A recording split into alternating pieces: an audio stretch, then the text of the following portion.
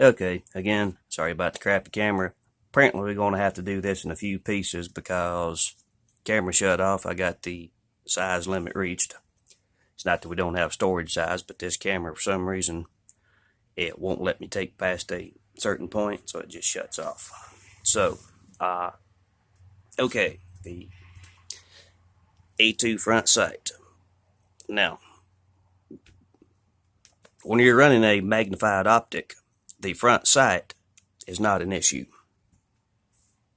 The front sight will simply ghost. Now, this mount compared to my other scope, that was just the cheap Simmons. I can tell the story if anybody wants to hear it, but most of y'all, know why I was running cheap Simmons, what happened with my Tascos. But anyway, I'll run the riser on it because that puts my cheek in a standing position without ducking my head. That put my eye at perfect exact level. Well, this being a bigger body scope with the mount on it, this size riser puts this scope much higher than what my magnified optic was. I would normally, now you guys are running flat tops, not an issue. This will mount straight down, gives you great eye relief.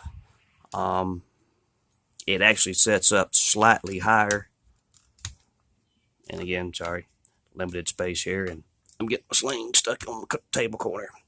Okay, but it gives you a fairly good height off the stock without having to dip your head down too far against the stock on the AR stocks. Works great on any Picatinny, on say if you're going to run these on a bolt action, standard semi-auto, whatever. It's a good mount setup. Well, I guess I can show that now. I was going to say I could show that in a minute, but this does have simple nut screws.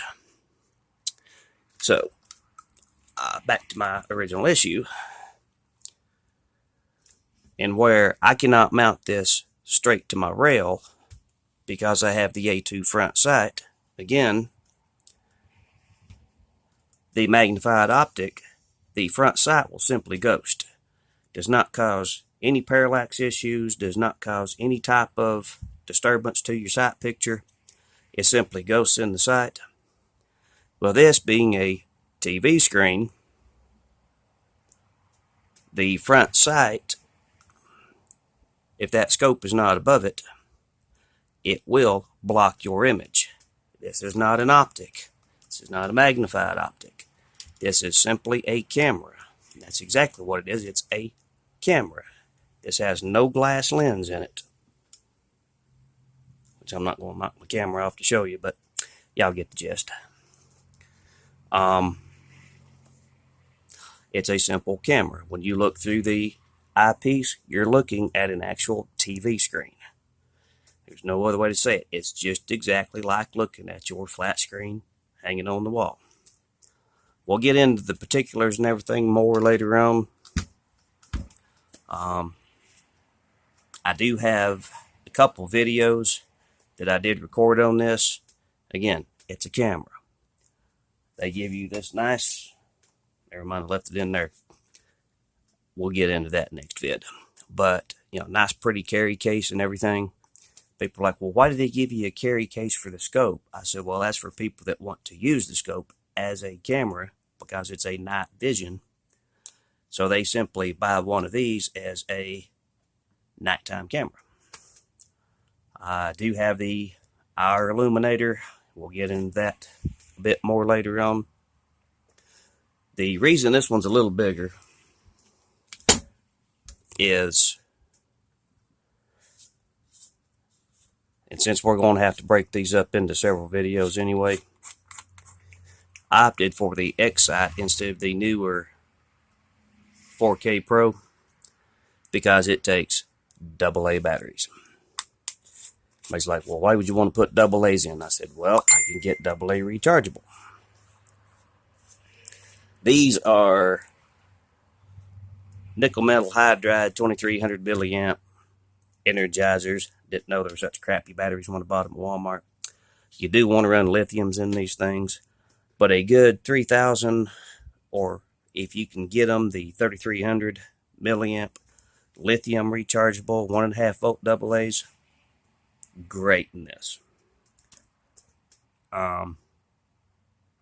My purpose for going with one that took the AA's was simply if I'm on an extended hunt.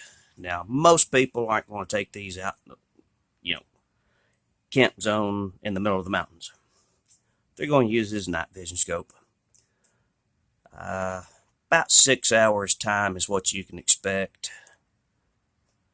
A good rechargeable lithium battery or a quality lithium battery across the counter, non-rechargeable, you can expect about 6 hours of actual use out of this. Now, the Pro Ks, they have the built-in battery pack. So again, a lot of the size of this unit. Of course, it's the predecessor model to the 4K. And apologies, my camera's slipping here. It's the predecessor to the 4K, so it was a little bigger. The 4K is slightly longer, but the main body is about half this size, but it has a built-in rechargeable. They say, I believe, 8 to 10 hours, maybe 8 to 12 hours, something like that. You can buy the external battery packs, which plug into the USB ports, or on that model, it's actual charging port for your batteries. My sole purpose for going this route was I can go to the dollar store, buy me a 12-pack of Duracells, throw them in my pack. If I'm out there, my rechargeables run dead, my pack runs dead, whatever, I can take plain old Duracells and chunk them in the thing, and I'm still running. So that was my choice on this and why I went that way.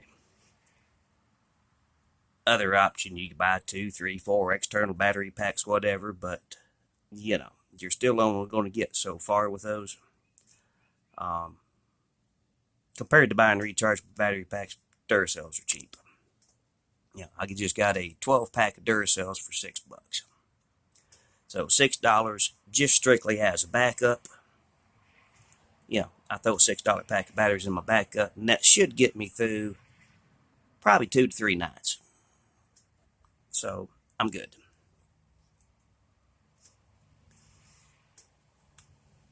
Okay.